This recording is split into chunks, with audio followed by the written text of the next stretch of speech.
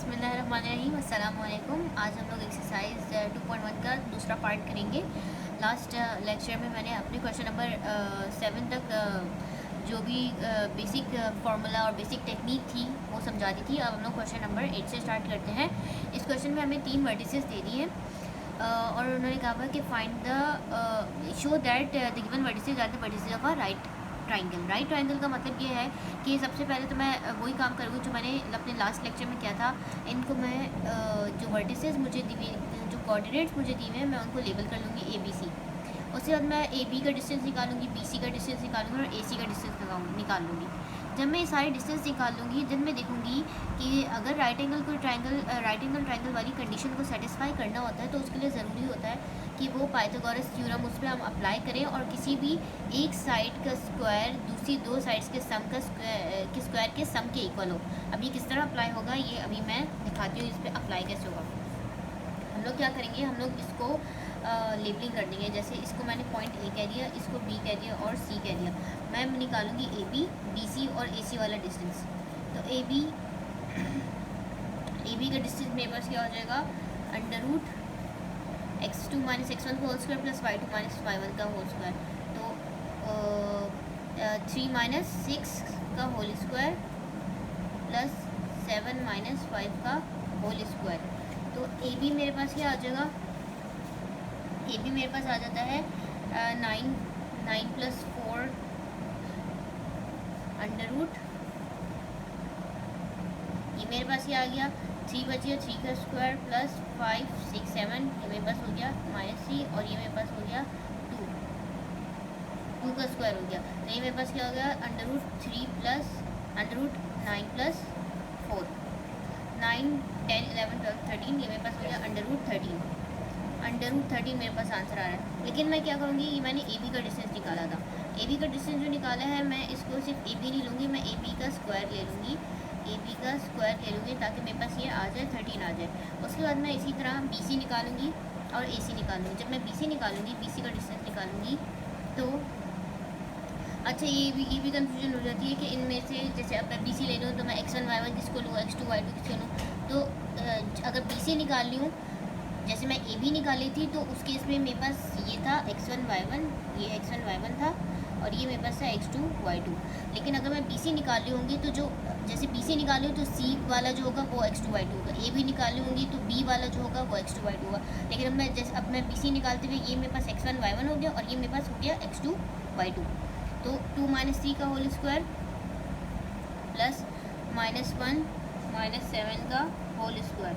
Answer मेरे पास क्या आएगा, अंडर रूट इसका भी 13 अंडर रूट 13 आएगा। और मैं इसको लिखूँगी BC। इसको अगर मैं BC का स्क्वायर कर दूँ तो वो मेरे पास हो जाएगा 13 आ जाएगा। इसी तरह मैं AC का लूँगी, AC मेरे पास हो जाएगा अंडर रूट। अब A और C में C वाले जो है वो x2 y2 हो गया, ये मेरे पास x1 y1 हो गया। तो 2 माइनस 6 का whole square plus minus 1 minus 5 का होल स्क्वायर। इसका आंसर जो है मेरे पास आएगा, सॉरी BC का मेरे पास आंसर जो आएगा वो आएगा 65। BC स्क्वायर का आंसर जो है वो BC स्क्वायर का आंसर मेरे पास 65 आएगा। तो ये इसका कैलकुलेशन, ये तो कैलकुलेशन में थोड़ा सा हो गया, तो आप लोग इसको एक्यूरेटली कैलकुलेटर से कैलकुलेट कर लीजिएगा। BC स्क्वायर का आंसर मेरे पास क्या आएगा, 65 आएगा। इसी तरह तो BC का जब मैं कैलकुलेटर से आप सॉल्व करेंगे तो ये आ जाएगा अंडर रूट 65 और क्योंकि मैं BC स्क्वायर निकालूँ तो वो मेरे पास आ जाएगा 65 आ जाएगा। इसी तरह जब मैं AC का निकालूंगी तो इसको आप लोग कैलकुलेटर पे कर लें। AC का हम लोग करेंगे अंडर रूट 2 माइनस 6 का whole square plus minus 1 minus 5 का होल स्क्वायर। तो ये मेरे पास आंसर क्या आ रहा है, 2 अंडर रूट 13 आ रहा है।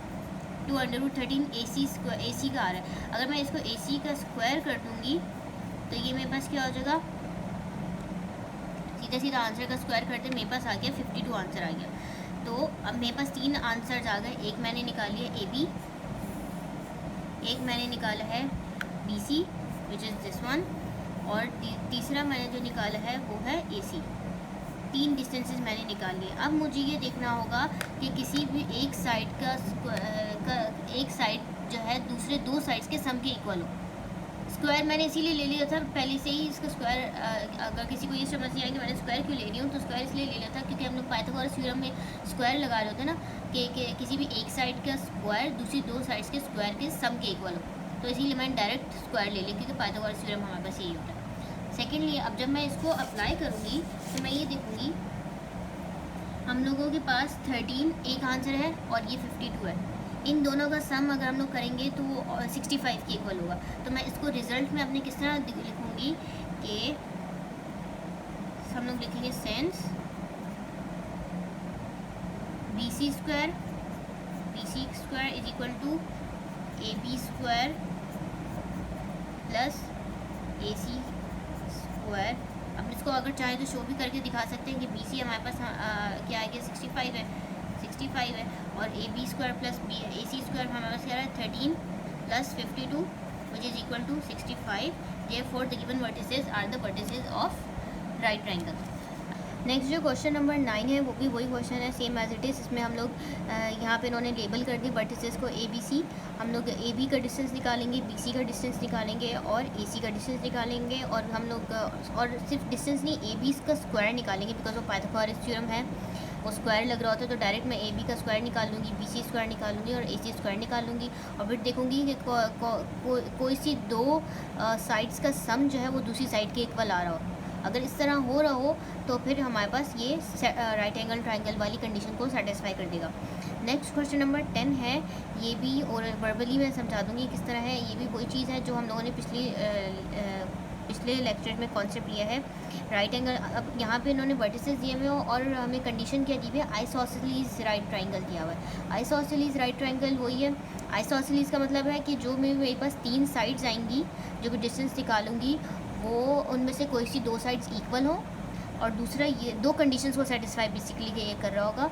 एक तो ये कर रहा होगा कि कोई सी 2 साइड्स इक्वल आ रही होंगी, डिस्टेंस इक्वल होगा, और साथ में वो ये कंडीशन को भी सेटिस्फाई कर रहा होगा कि कोई सी 2 साइड्स की सम जो है वो तीसरी साइड के बराबर हो। मतलब आइसोसेलेस वाली इंडिविजुअली और राइट ट्राइंगल वाली इंडिविजुअली दोनों की प्रॉपर्टीज़ को सेटिस्फाई करे। एक तो आइसोसेलेस वाली अगर 2 साइड्स बराबर हो जाएं तो मैं कहूँगी आइसोसेलेस है, और फर्दर कि अगर कोई सी 2 साइड्स का स्क्वायर का सम तीसरी साइड के इक्वल आ जाए तो वो राइट ट्राइंगल हो जाएगा। तो इस तरह ये एक पूरे अगर ये दोनों कंडीशन सेटिस्फाई हो गई तो ये आइसोसेलेस राइट ट्राइंगल हो जाएगा।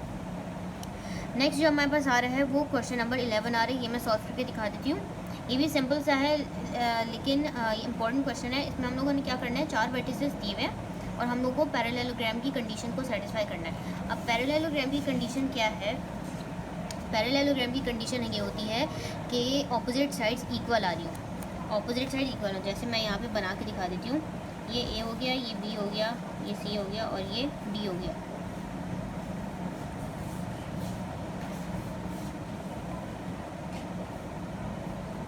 ये मैंने बना दिया एक पैरेललोग्राम, A B C और D। अच्छा, इस क्वेश्चन में बेसिकली हमने क्या करना है, पैरेललोग्राम की कंडीशन को सेटिस्फाई करना है। उसकी कंडीशन क्या होती है कि ऑपोजिट साइड्स पैरेललोग्राम की इक्वल है। ये 2 ऑपोजिट साइड्स हो गए और एक ये 2 ऑपोजिट साइड्स हो गई। ऑपोजिट साइड्स अगर इक्वल होंगी तो वो पैरेललोग्राम की कंडीशन को सेटिस्फाई करेगा। इसका मतलब क्या है कि AB का डिस्टेंस DC के डिस्टेंस के इक्वल होना चाहिए, और हमारे पास एक और दूसरी कंडीशन क्या होगी कि AD का डिस्टेंस हमारे पास BC के डिस्टेंस के इक्वल हो। ये कंडीशन सेटिस्फाई हो जाए तो हमारे पास जो वर्टिसेस होते हैं वो पैरेललोग्राम के वर्टिसेस होते हैं। ऑपोजिट साइड्स इक्वल होनी चाहिए, ये 2 ऑपोजिट हो गई, ये इक्वल हो और एक ये 2। तो अब मैं अगर इसको कैलकुलेट करूँ तो मैं पहले AB निकाल लेती हूँ। AB हमारे पास किस तरह निकलेगा, √-2 प्लस 8 का होल स्क्वायर प्लस 6 प्लस 3 का होल स्क्वायर। जब मैं इसको कैलकुलेटर से सॉल्व करूँगी हम लोग इसका AB, क्योंकि हमारे पास रूट में आ रहा होता है तो हम लोग उसका AB का स्क्वायर का डिस्टेंस ले लेंगे, तो हमारे पास क्या आ जाएगा 117 आ जाएगा। इसी तरह जब मैं DC का डिस्टेंस निकालूंगी तो वो मेरे पास क्या हो जाएगा, √8 D और C। तो √, हमारे पास क्या हो जाएगा 2 - 8 का होल स्क्वायर प्लस -4 -5 का होल स्क्वायर। इसको भी जब मैं सॉल्व करूँगी तो मेरे पास आंसर क्या आ जाएगा, हम लोग इसका निकालेंगे DC स्क्वायर, तो मेरे पास रूट ख़त्म हो जाएगा, मेरे पास आंसर क्या आ जाएगा 117 आंसर आ जाएगा। ये मेरे पास एक कंडीशन सेटिस्फाई होगा। अब दूसरी मुझे ये सेटिस्फाई करनी है कि AD हमारे पास BC के इक्वल होना चाहिए। तो हम लोग क्या करेंगे, AD का डिस्टेंस निकालेंगे। मैं AD का डिस्टेंस निकालूंगी अंडर रूट A और D, तो 2 + 8 का होल स्क्वायर प्लस -4 माइनस होता है लेकिन ये प्लस हो जाएगा क्योंकि इसके साथ ऑलरेडी माइनस है, तो -4 + 3 होल स्क्वायर, तो ये मेरे पास आंसर आ जाएगा 101। तो मैंने यहाँ पे जब AD निकाला तो मैं आंसर को जो भी रूट में आ रहा होगा तो उसको स्क्वायर कर देंगे ताकि हमारे पास सिंपल नंबर आ जाए। इसी तरह जो AD है वो किसके इक्वल होना चाहिए, वो BC के डिस्टेंस के इक्वल होना चाहिए। BC का डिस्टेंस हम लोग किस तरह निकालेंगे, फॉर्मूला इस पर भी अप्लाई करेंगे। 2 पॉइंट्स दिए हुए हैं, पहला x1 y1 हो गया, दूसरा x2 y2 हो गया। तो फॉर्मूला हम लोग जब अप्लाई करेंगे तो वो किस तरह होगा, 8 माइनस 2 होगा तो वो 8 + 2 हो जाएगा, तो होल स्क्वायर प्लस 5 - 6 का होल स्क्वायर, ये मेरे पास आ गया 101। अब हम कंक्लूड इसको किस तरह करेंगे कि अब देखो ऑपोजिट साइड्स के डिस्टेंसेस बराबर हो गए, AD और BC इक्वल हो गए और AB और DC इक्वल हो गए। तो ऑपोजिट साइड्स की डिस्टेंसेस इक्वल हो जाएंगे तो हम लोग उसकी पैरेललोग्राम की कंडीशन को सेटिस्फाई कर देंगे और हम लोग कंक्लूड इसको करेंगे इस तरह, since AB = DC and AD = BC, the given vertices are the vertices of a parallelogram। उसके बाद जो है नेक्स्ट क्वेश्चन जो है वो वर्टिसेस ऑफ अ स्क्वायर है। अब वर्टिसेस ऑफ अ स्क्वायर में हम लोगों ने क्या करना है, इसकी भी मैं सिर्फ कंडीशन बता दूंगी, क्योंकि इन क्वेश्चन में करना कुछ नहीं है, सिर्फ डिस्टेंसेस ही निकालने हैं। तो इसकी मैं कंडीशन बता देती हूँ कि वर्टिसेस ऑफ अ स्क्वायर किस तरह होगा। हम लोगों के पास क्या दिया हुआ है, वर्टिसेस ऑफ अ स्क्वायर के अंदर हम लोगों को ये क्वेश्चन नंबर 12 है और इसके अंदर हमारे पास वर्टिसेस, मैं वर्टिसेस को डायरेक्ट लेवल भी साथ करती जा रही हूँ। 0 - 1 हो गया, बी के वर्टिसेस हमारे पास हो गए 2, 1, C हमारे पास हो गया 0, 3 और मेरे पास D का हमारे पास क्या हो गया -2, 1। अब मैं यहाँ पे क्या करूँगी, एक स्क्वायर बना दूँगी, सही है, उसका भी डायगोनल बना दूँगी। मैंने इसको कह दिया A, B, C और D। अच्छा, इसमें भी वही आधी बात जो है वो पैरेललोग्राम वाली ही आ रही है कि हमारे पास जो है ऑपोजिट साइड्स इक्वल हो, तो इसके सेटिस्फाई करने की जो कंडीशन है उसमें हमारे पास ये तो आएगा ही आएगा कि ऑपोजिट साइड्स इक्वल होंगी। तो AB जो है वो इक्वल होना चाहिए DC के, और हमारे पास क्या होना चाहिए एंड हमारे पास होना चाहिए AD का डिस्टेंस जो है वो BC के इक्वल होगा। एक और जो हमारे पास, ये तो वही पैरेललोग्राम वाली कंडीशन हो गई कि ऑपोजिट साइड्स बराबर हों। एक और जो हमारे पास जो स्क्वायर को वो करेगी, डिस्टिंग्विश करिए पैरेललोग्राम से, हमारे पास ये कंडीशन है कि ऑपोजिट साइड इसके जो डायगनल्स हैं, डायगनल हमारे पास कौन सा है, AC और BD है, डायगनल्स भी इक्वल हों। तो फर्दर मोर हमारे पास क्या एक और कंडीशन लग रही है, वो ये कंडीशन लग रही है कि डायगनल्स इक्वल हो। डायगनल हमारे पास एक AC हो गया और दूसरा हमारे पास क्या हो गया, BD हो गया। ऑल्सो AC का डिस्टेंस जो भी आप लोग निकालो वो BD के डिस्टेंस के इक्वल हो। तो ये कंडीशन है हमारे पास स्क्वायर की। पैरेललोग्राम से कैसे डिस्टिंग्विश हो रहा है कि ऑपोजिट साइड्स तो इक्वल होंगी, डायगनल भी इक्वल हो, AC और BD का डिस्टेंस भी इक्वल है। अगर ये सारे इस तरह ये कंडीशन सेटिस्फाई हो जाए तो हमारे पास ये स्क्वायर की कंडीशंस को सेटिस्फाई कर देता है। नेक्स्ट जो क्वेश्चन है वो हमारे पास है क्वेश्चन नंबर 13, और क्वेश्चन हमारे पास ये है कि show that the point -12 and 5.2 is the centre of the circle circumscribing the triangle whose vertices are. अब सेंटर सर्कमस्क्राइबिंग द ट्राइंगल ये क्या होता है। अब हम लोग क्या करेंगे, मैं इसकी पहले फिगर बना लूँगी ताकि ये अच्छे से समझ में आ जाए। ये हमारे पास है एक सर्कल, सही है, इसके अंदर जो है हम लोगों ने एक ट्राइंगल ड्रॉ कर दिया। इसका मतलब है सर्कल, जब भी सर्कमस्क्राइबिंग का ट्राइंगल होता है तो उसका ये मतलब होता है। ये एक सर्कल बना दिया मैंने, उसके अंदर एक ट्राइंगल बना दिया। अब सेंटर, हमें सेंटर, ये सेंटर हो गया और ये मैं ये डिस्टेंस ले लिया, ठीक है। अगर मैंने इसको A कह दिया, इसको B कह दिया और ये ABC वो पॉइंट्स है जो उन्होंने हमें दिए हुए क्वेश्चन में। एक दिया हुआ 0,1, दूसरा दिया हुआ हमारे पास 1,2 और तीसरा हमारे पास क्या दिया हुआ है -2, 3 दिया हुआ है। और सेंटर के कोऑर्डिनेट्स, सेंटर को अगर हम लोग हमेशा O कहते हैं तो सेंटर के कोऑर्डिनेट्स उन्होंने हमें दिए हुए हैं -12 और 5/2। अगर ये और हमें कहा गया show that the given point is the centre of a circle. अगर हमें ये प्रूव करना है कि ये जो पॉइंट जो सेंटर दिया हुआ है -1/2 और 5/2 ये इस सर्कल का सेंटर है। अगर ये इस सर्कल का सेंटर है तो इसका हर सर्कल के ऊपर जितने भी पॉइंट्स होंगे उसका डिस्टेंस उस सेंटर से इक्वल होना चाहिए। ये हमारे पास एक प्रॉपर्टी होती है कि एक सर्कल है, जैसे अगर मेरे पास कोई, मैं यहाँ पे रख के दिखाती हूँ, अगर मेरे पास कोई सर्कल है उस पर जितने पॉइंट्स लाई कर रहे हैं, जितने भी लाई कर रहे हो, सेंटर से जो है, सेंटर ओ जो है उससे हर पॉइंट का डिस्टेंस सेम होता है, ठीक है। तो जब भी वो पॉइंट जो है वो सेंटर कहलाता है। इसी तरह इस क्वेश्चन के अंदर अगर ये मेरे पास सेंटर है, ये पॉइंट, ये कोऑर्डिनेट जो है -1/2 और 5/2 सेंटर है, तो सेंटर होने के लिए ज़रूरी है कि इस पॉइंट का सर्कल के ऊपर जितने भी पॉइंट्स लाई कर रहे हैं सेंटर से डिस्टेंस सेम हो। अगर सेंटर से डिस्टेंस सबका सेम होगा, मतलब OA, OB और OC, अगर ये सबका डिस्टेंस सेम होगा जब भी ये मेरे पास एक ये सर्कल का सेंटर होगा, अदरवाइज़ ये सर्कल का सेंटर नहीं होगा। तो मुझे क्या करना होगा, मैं निकालूंगी, हमारे पास कंडीशन ये होगी कि OA का distance must be equal to OB which must be equal to OC। ये कंडीशन है मेरे पास कि सर्कल का ये सेंटर जो है वो सर्कल का, वो इस सर्कल का हो, ठीक है। तो मैं क्या करूँगी, मैं OA का डिस्टेंस निकालूंगी। OA का डिस्टेंस हम लोग किस तरह निकालेंगे, अंडर रूट O ओरिजिन है, ओरिजिन पे हमारे पास O जो है वो सेंटर है और उसके कोऑर्डिनेट्स -1/2 और 5/2 दिए हुए हैं। तो x2 - x1, तो -1/2 -0 का होल स्क्वायर प्लस y2 - 1, तो 5/2 -1 का होल स्क्वायर। तो OA का डिस्टेंस आ जाएगा, इसको हम लोग कैलकुलेट करके देख लेते हैं। अंडर रूट -1/2 -0 का होल स्क्वायर और -5/2 -1 का स्क्वायर।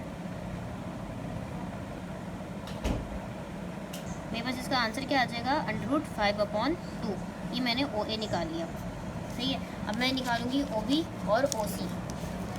अगर मेरे पास ये सारे OB और OC इक्वल आ जाएंगे तो इसका मतलब है जो गिवन पॉइंट कोऑर्डिनेट दिया हुआ है वो हमारे पास सर्कल का सेंटर है। तो मैं OB निकाल लूँगी। OB हम लोग किस तरह निकालेंगे, अंडर रूट O हमारे पास क्या है -1/2 और B के कोऑर्डिनेट्स हमारे पास क्या दिए हैं 1 और 2, तो -1/2 -1 का होल स्क्वायर प्लस 5/2 -2 का होल स्क्वायर। हम लोग इसको सॉल्व करेंगे तो ये भी मेरे पास क्या आ जाएगा, under root 5/2।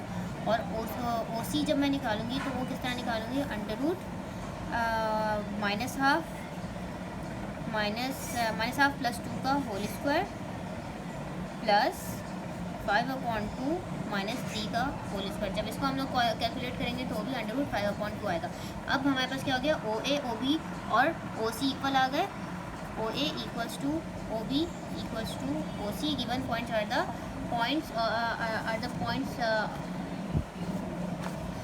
points the given coordinate is the center of a circle having the triangle। ये हमारे पास इस क्वेश्चन नंबर 13 कंप्लीट हो गया। अच्छा, अब जो हम लोग क्वेश्चन कराएंगे वो क्वेश्चन नंबर 14 है। यहाँ पे हमें क्या दिया हुआ है, the vertices ABC of a triangle are 2,1 5,2 और 3,4। मतलब एक ट्राइंगल है और उसके 3 वर्टिसेस हमें दे दिए हैं। Find the coordinates of the circum centre and the radius of the circum circle of the triangle. Find the coordinates of the circum centre, इसका मतलब है जो हम लोगों के पास, यहाँ पे मैं ड्रॉ करके दिखाती हूँ। यहाँ पे ये मेरे पास हो गए 3 कोऑर्डिनेट्स A, B और C, और ये जो है इस पॉइंट पे जो मिल रहे हैं coordinates of the circum centre, ये मेरे पास है सर्कम सेंटर। इसके मुझे कोऑर्डिनेट्स निकालने हैं। जब तक अगर मुझे ये निकालने हैं तो उसको मैं कोई ना कोई तो कोऑर्डिनेट्स को सपोज करूँगी। मैं इसको XY ले लिया और जो मैं फाइनल XY निकालूंगी वो इसके सेंटर के जो है वो कोऑर्डिनेट्स होंगे। ए के उन्होंने हमें वर्टिसेस क्या दिए हुए हैं, 2,1। B के वर्टिसेस हमें दिए हुए हैं 5,2 और C के वर्टिसेस हमें क्या दिए हुए हैं 3,4। तो ये हमारे पास है सोल्यूशन। हमें क्या करना होगा, अच्छा अब मुझे निकालने हैं X और Y। इसका मतलब है मेरे पास दो इक्वेशन, जितने अननोन्स होते हैं उतनी इक्वेशंस बनती है। अगर जैसे मेरे पास एक्स वाई दो है ना, दो अननोन्स, इसका मतलब है मुझे दो इक्वेशंस बनानी है। उन दो इक्वेशंस को सॉल्व करके मैं एक्स और वाई की वैल्यू निकालूंगी। तो करना ये होगा कि मैं ओ ए का डिस्टेंस मैं कोई से दो को ले लूँगी। हमें क्योंकि ये मुझे पता है कि अगर ये सेंटर है तो इसका जो है जितने भी पॉइंट्स होंगे उनसे डिस्टेंस सेम होगा सेंटर का। तो यानी O A equals to O B equals to O C. तो अब मुझे क्या बनाना है, मुझे दो इक्वेशन चाहिए। तो पहले मैं इन दो को ले लूँगी, इन दो को इक्वल करके एक इक्वेशन बना लूँगी। फिर मैं क्या लूँगी, इन दो को इक्वल ले लूँगी। पहले इन दो को लूँगी इक्वल और फिर इन दो को इक्वल लूँगी। और मेरे पास इन दो को सॉल्व करके मेरे पास ओ A equals to O B को सॉल्व करके मैं एक इक्वेशन बना लूँगी। ओ बी और ओ सी को सॉल्व करके दूसरी इक्वेशन बना लूँगी। दो इक्वेशन हो जाएंगी तो दो अननोन्स एक्स और वाई इजीली हम लोग निकाल सकते हैं। तो पहले मैं क्या करूँगी, ओ A equals to O B, इसका स्क्वायर कर लेते हैं हम लोग। स्क्वायर कर लेंगे तो वो रूट हट जाएगा, तो सोल्यूशन इजीली हो जाएगा, यही डायरेक्ट हो जाएगा। तो ओ A equals to O B मेरे पास क्या है, ओ ए में मैं फॉर्मूला लगाऊंगी तो एक्स माइनस टू का whole square plus y minus one का whole square equals to O B का निकालूंगी तो एक्स माइनस फाइव का whole square plus y minus two का whole square. O A x minus two plus y minus one whole square और x minus five plus y minus two whole square. मैं इसको solve करूँगी तो मेरे पास क्या आ जाएगा, ये स्क्वायर है इधर। यहाँ पे जब मैं सॉल्व करूँगी तो x square plus four minus four x plus y square plus one minus two y equals to x square plus 25 minus 10x, a plus b whole square और a minus b whole square का formula apply हो रहा है, plus y square plus 4 minus 4y। सही है। तो यहाँ से मुझे पता है एक्स स्क्वायर से कैंसिल आउट हो गया और वाई स्क्वायर मेरे पास वाई स्क्वायर से कैंसिल आउट हो गया। मेरे पास क्या यहाँ पे क्या बचा, माइनस 4x और ये 10x है। तो राइट इस सारी इक्वेशन को राइट लेफ्ट हैंड साइड पे लाएंगे। 10x माइनस 10x था, उधर इधर साइड पे आया तो प्लस 10x हो गया। 10x माइनस 4x हो गया और मेरे पास y जो है यहाँ पे माइनस 4y है और ये माइनस 2y, तो माइनस 2y और ये उस लेफ्ट हैंड साइड पे आएगा प्लस 4y हो जाएगा। और यहाँ पे मेरे पास क्या 4 + 1 5 हो गया प्लस 5 और ये मेरे पास 25 प्लस 4 मेरे पास 29 हो गया, तो माइनस 29 इक्वल्स टू 0। तो इस तरह मैं क्या करूँगी, 10 माइनस 4 क्या होता है 6x प्लस 2y और मेरे पास 5 माइनस 29 आई गेस 18 होता है, माइनस 24, तो माइनस 24 हो गया इक्वल्स टू 0। ये मैंने एक इक्वेशन बना ली। ठीक है, अब दूसरी मैं जो इक्वेशन बनाऊंगी उन इस इक्वेशन को मैंने इक्वेशन ए कह दिया। अब दो इक्वेशंस को सॉल्व करके मैं क्या करूँगी, एक्स और वाई की वैल्यूज़ निकाल लूँगी। तो दूसरी इक्वेशन किस तरह बनेगी, जैसे मैंने इस कंडीशन में मैंने ओ A equals to O B ले लिया था, दूसरी कंडीशन के लिए मैं क्या लूँगी, O B equals to O C. मैं क्या लूँगी, मैं लूँगी O B equals to O C square. मुझे पता है ओ के कोऑर्डिनेट्स हमने एक्स वाई लिए हैं, बी के कोऑर्डिनेट्स हमारे पास क्या दिए हुए हैं 5,2 और सी के कोऑर्डिनेट्स क्या दिए हुए हैं 3,4। तो O B equals to O C का होल स्क्वायर हम लोग किस तरह अप्लाई करेंगे, ओ बी पे अप्लाई करेंगे। तो मेरे पास फॉर्मूला बन जाएगा एक्स माइनस 5 का whole square plus y minus 2 का whole square equals to O C होना चाहिए, O B equals to O C. तो ओ सी में मेरे पास क्या होगा एक्स माइनस 3 का whole square plus y minus 4 का होल स्क्वायर। इस पर फॉर्मूला अप्लाई करेंगे x square plus 25 minus 10x plus y square plus 4 minus 4y equals to x square plus 9 minus 6x plus y square plus y square plus 16 minus 8y। सही है। तो मैं इसको simplify करूँगी x square ये x square से cancel out हो गया। मेरे पास यहाँ पे माइनस 10x बच गया, माइनस 10x यहाँ से प्लस 6x और यहाँ से मेरे पास क्या बच गया माइनस 4y और ये मेरे पास क्या हो गया +8y, और मेरे पास यहाँ से 29 माइनस ये मेरे पास क्या है 9 + 16 हमारे पास क्या हो जाता है 9 + 16 25 के इक्वल, तो 29 माइनस 25 हो गया इक्वल्स टू 0। अब मैं क्या करूँगी 6 7 8 9 माइनस 4x, और ये मेरे पास क्या हो गया +8 + 4y, और 29 माइनस 25 हमारे पास क्या हो गया +4 हो गया। तो ये सिंपल सा क्वेश्चन था, मैंने इसमें से 4 कॉमन लिया, मेरे पास क्या हो गया -x + y + 1 = 0। तो मैं अगर मैं इसमें से x की वैल्यू निकाल लूँ, मेरे पास ये मेरे पास इक्वेशन ये बन गई है। अब मैं इसको चाहे तो अब आप लोग इजीली इसको दो इक्वेशन बन गई a और b।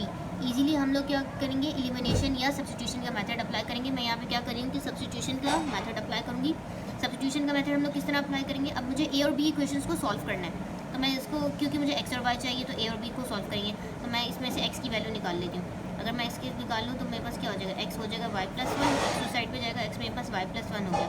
मैं इसको क्या करूँगी, इसको पुट इन इक्वेशन a में पुट करूँगी। इक्वेशन a मेरे पास क्या आई थी 6x + 2y - 24, तो ये मेरे पास क्या हो जाएगा 6x + 2y - 24 = 0। मेरे पास ये इक्वेशन थी इक्वेशन a, इसमें मैं x की वैल्यू पुट कर दूँगी। तो 6 × y + 1 + 2y - 24 = 0। 6y + 6 + 2y - 24 = 0। 8y 6 - 24 18 होगा, 6 - 24 हाँ, तो ये मेरे पास -18 है, उस साइड पे जाएगा तो 18 हो जाएगा। तो y की वैल्यू मेरे पास क्या हो जाएगी y की वैल्यू मेरे पास क्या हो गई 9/4, यानी एक कोऑर्डिनेट मुझे मिल गया। ये मेरे पास y कोऑर्डिनेट। x कोऑर्डिनेट किस तरह निकलेगा, x कोऑर्डिनेट मेरे पास किस तरह निकलेगा x = y + 1 ना, इसमें +1 ऐड कर देंगे, 9/4 +1 ऐड कर देंगे, तो ये मेरे पास क्या आ गया 13/4। ये मेरे पास दो कोऑर्डिनेट्स निकल आए सेंटर के। अब उन्होंने सेंटर में सवाल में हमें रेडियस भी कहा हुआ था, तो रेडियस है बहुत सिंपल सा है, ये आप मैं वर्बली बता रही हूँ, आप लोग खुद ही कर लेंगे कि रेडियस हम लोग किस तरह निकालेंगे। हमें पता होता है रेडियस क्या होगा, सेंटर से किसी भी पॉइंट का डिस्टेंस जो है वो मेरे पास रेडियस है। तो रेडियस को हम लोग इस तरह निकाल लेंगे कि ये मेरे पास रेडियस है, तो मुझे रेडियस निकालना होगा, तो मैं ले लूँगी ओ के कोऑर्डिनेट्स अब मुझे मिल गए, तो मैं ओ के ओरिजिनल एक्स और वाई की जगह मैं ओ के ओरिजिनल कोऑर्डिनेट्स निकाल लूँगी। आर हम लोग हो जाएगा ओ ए, तो आर मेरे पास कैसे निकलेगा ओ ए का डिस्टेंस ले लूँ, या मैं ओ बी का ले लूँ, या मैं ओ सी का ले लूँ, मेरी मर्ज़ी है। आप लोग जिस चाहे ले लें, डिस्टेंस सेम ही होगा, तो वो मेरे पास रेडियस हो जाएगा। इसका मतलब है ओ के कोऑर्डिनेट्स जो मैंने अभी निकाले हैं वो, और ए के कोऑर्डिनेट्स मुझे पता है, इन दोनों का डिस्टेंस का फॉर्मूला अप्लाई करूँगी, मेरे पास रेडियस आ जाएगा। तो यहाँ पे हमारे पास ये क्वेश्चन नंबर 14 कंपाइल हो जाता है। अच्छा, नेक्स्ट जो क्वेश्चन है आगे बहुत इजी क्वेश्चन हैं, ये मैं वर्बली एक्सप्लेन कर दूँगी। हम लोग के पास अब जो क्वेश्चन नंबर 15 है उसमें हमें क्या कहा हुआ है, N equilateral triangle has one.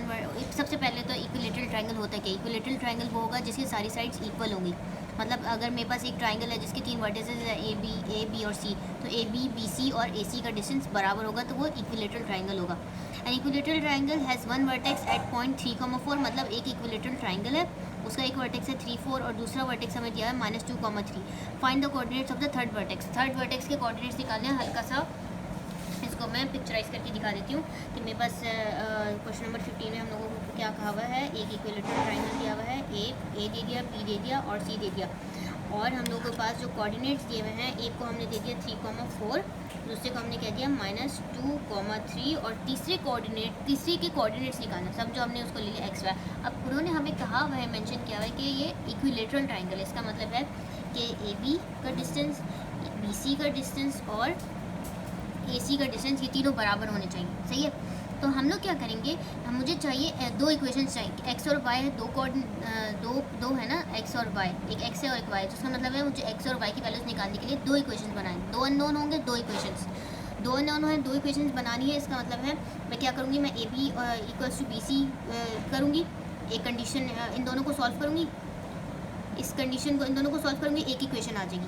फिर मैं दूसरी अप्लाई करूँगी BC और AC पे, BC इक्वल्स टू AC करूँगी, डिस्टेंस का फॉर्मूला दोनों पे अप्लाई करूँगी, एक इक्वेशन बना लूँगी। 2 इक्वेशंस बन गई। उन दोनों इक्वेशंस को एलिमिनेशन या सब्स्टिट्यूशन, जो भी मेथड आपको ईजी लगे, सॉल्व करके हम लोग C के कोऑर्डिनेट्स निकालेंगे। क्वेश्चन नंबर 16 में हम लोगों के पास क्या कह रहे हैं, find a point which is equidistance from 0, 0, 3, 1 and 6, 0। मतलब करना क्या है, ऐसा पॉइंट, उस पॉइंट के कोऑर्डिनेट्स निकालने हैं जिस पॉइंट का इन तीनों कोऑर्डिनेट से डिस्टेंस बराबर हो। मतलब वो कौन सा पॉइंट है, उस पॉइंट के क्या कोऑर्डिनेट्स होंगे, उस पॉइंट के, फर्स्ट करो अगर मैंने पॉइंट O ले लिया, उसके कोऑर्डिनेट्स लिए x, y, वो कौन सा पॉइंट है जिसका डिस्टेंस 3 कोऑर्डिनेट्स उन्होंने दे दिए। हम लोगों ने उसको ले लिया, A को ले लिया 0, 0, B को ले लिया हमने 3, 1 और C को हमने ले लिया 6, 0। अब ये हमसे कह रहे हैं वो कौन सा पॉइंट है जिसका इन 3 पॉइंट से A, B और C से डिस्टेंस बराबर हो। तो हम लोग क्या करेंगे, वही निकालेंगे हम लोग, OA निकालेंगे। इक्वी डिस्टेंस का मतलब है ये डिस्टेंस बराबर हो, OA निकालेंगे, OB निकालेंगे और OC निकाल लेंगे। सही है, OA, OB और OC निकाल लेंगे। और फिर मैं इन दो इक्वेशंस को पहले रखूँगी, OA equals to OB, distance का फॉर्मूला अप्लाई करूँगी, मेरे पास एक इक्वेशन आ जाएगी। फिर मैं OB और OC को दोनों को सॉल्व करूँगी, दोनों पे डिस्टेंस का फॉर्मूला अप्लाई करूँगी और एक इक्वेशन निकालूंगी। O के कोऑर्डिनेट्स 2 है, x कोई कोऑर्डिनेट्स में दो अननोन है, x और y। 2 इक्वेशंस बन जाएंगी मेरे पास और x और y इजीली हमारे पास कैलकुलेट हो जाएगा। नेक्स्ट जो क्वेश्चन नंबर 17 है वो वही है जो वर्टिसेस ऑफ अ स्क्वायर है। ये वैसे तो इतना इंपॉर्टेंट क्वेश्चन नहीं है, लेकिन वर्टिसेस ऑफ अ स्क्वायर का मैं पीछे भी मेंशन कर चुकी हूँ कि ये किस तरह होगा। उसके बाद हमारे पास जो है क्वेश्चन नंबर 18 भी कोई खासा इंपॉर्टेंट नहीं है, तो आप लोग जो मैंने जितने बता दी हैं वो कर लेंगे। हमारे पास एक्सरसाइज C 2.1 हमारे पास पूरी कंपाइल हो गई। लेंथी एक्सरसाइज है ये, और इसलिए हमारे पास सेक्शन C में इसमें सवाल बन जाते हैं। यहाँ पे हमारे पास ये कंपाइल हुई। नेक्स्ट वीडियो लेक्चर में इंशाल्लाह मैं दूसरी एक्सरसाइज को कवर करूँगी। Don't forget to like and subscribe my channel.